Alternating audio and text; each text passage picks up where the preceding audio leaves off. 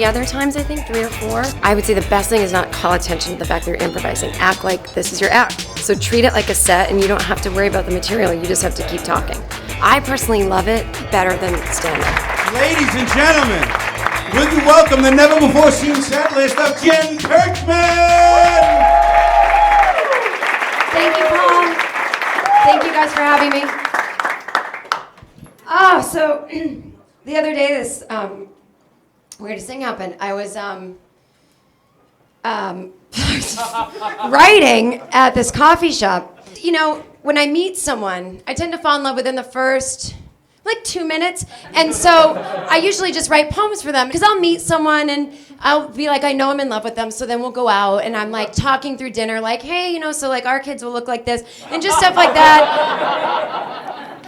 Bam, I dropped the poem. Now here's the thing, I text the poems. So, and sometimes they're long and they don't rhyme, so it is weird because it just keeps scrolling through, And for me, I get an inspiration at 2, 3 in the morning, that's when I write, because there's no right time to write. Yeah, I love doing stand-up, but I just actually would like to talk about my poetry right now. There is no right time to write. I get inspired when I'm inspired. So if I send you a text with one of my poems, it means in that moment I am inspired. So if you are the type of guy, and this is what you need to know when you're dating me, is don't keep your phone on, turn the ringer off at night, or it's just gonna be boop, boop, boop as my text poems are coming in. So my therapist says I need to compromise more, so I go on this date with this guy, and he's like, you really can't text me any more poems, it's fucking weirding me out. So I was like, oh, I get it, I should write them on paper, like old-fashioned girls do. So I was at this coffee shop, and I was just drinking so much coffee because I was just trying to feel more, I felt like I wasn't feeling enough, so I was just drinking more coffee to get all hyper. I actually called him, and I'm like, I don't want to go out tonight. I would rather just, if I could come by and read these to you, instead of a normal date, where you have drinks and sex and whatever. I just wanted to do more of a salon, a one-on-one salon.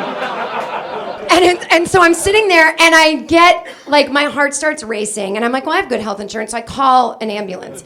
And I get in it, and I'm obviously, it's just I'm so stupid. It's fear, not fear of failure, fear of success, fear of writing a good poem, fear of falling in love and having it work. And I just said to the ambulance driver, we're talking, blah, blah, how you doing? And I just realized I feel fine. And I was like, if you could just drop me off on the corner, it's just fear of love. I'm going to get out. And I fucking forgot to bring the poems with me. And they drove off in an ambulance. I have been calling 911 over and over, hey, quick question. But,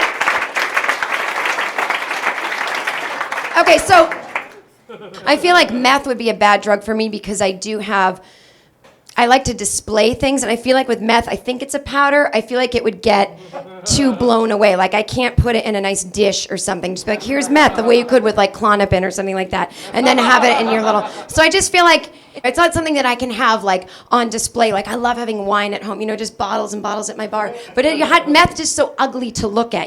It's always a bag of something. I think it might even be gray. Is it gray? Is it white? I don't know if it's gray or white. I know heroin is a darker color, only because this guy I went to high school with, Jay, said, I'm doing heroin now. But now I think about it, I don't think he was, because you don't yell out, I'm doing heroin now, and then leave your backpack open so everyone can see this gray powder in a plastic baggie. I feel like he probably just put gray powder in something. It was the girls would think I'm cool, which, by the way, we all did. He instantly was everybody's crush after he did that. We're like, that guy's cool. He's fucking hates his life and stick needles in his arms. What are you fucking losers doing? Playing basketball? Oh.